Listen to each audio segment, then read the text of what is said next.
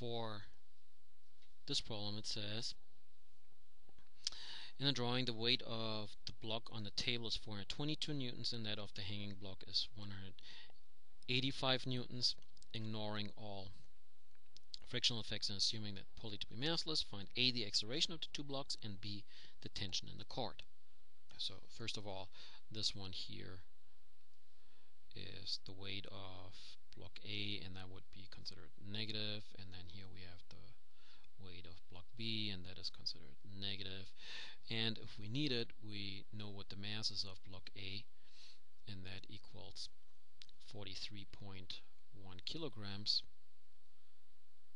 by dividing this here by negative 9.8, and then this one here is going to come out to mass of block B, well, quite a bit less, right? 18.9 kilograms. And I also set up two parts for this problem because it seems like we have two different masses, and in Newton's second law we only have one mass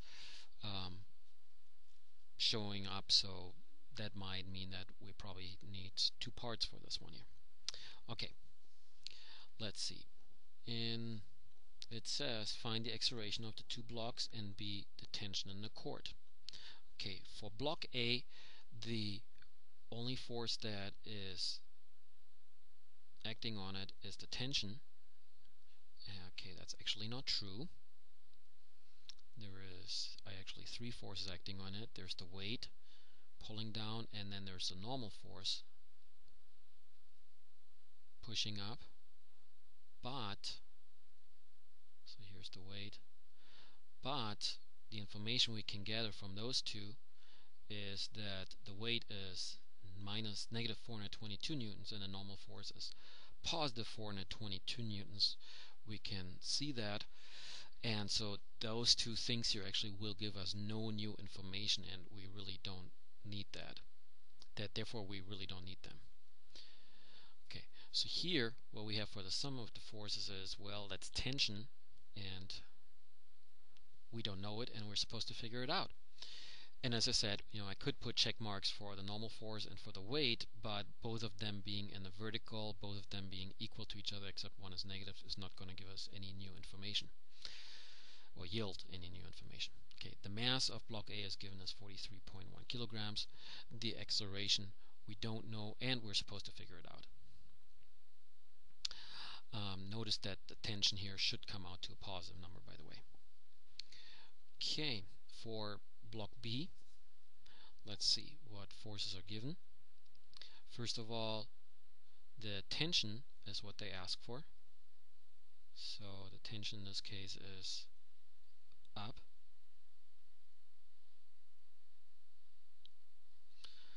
By the way, these two here are equal and opposite forces, but the interesting thing is they don't look opposite, and the reason is the pulley. The pulley is able to change the direction of these two force vectors. So, but otherwise, these two are actually an equal and opposite force pair. Now you could say, well, hey, wait a moment. Newton's third law clearly says they have to be opposite, and you're talking about the pulley. So what's happening here? Well, if you imagine that the rope being on here, the rope actually is pressing on the pulley, so you actually have a force here being pushed on the pulley, and then of course the table is pushing back on the pulley.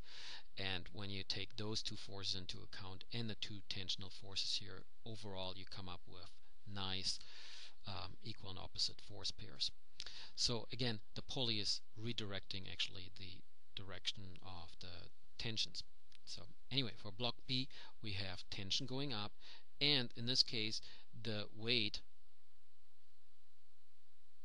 needs to be taken into consideration because it is part of the motion here, and the weight actually at 185 newtons will yield some new information. Notice there is no normal force here, so there's nothing holding this up here. It's the weight down and the tension up.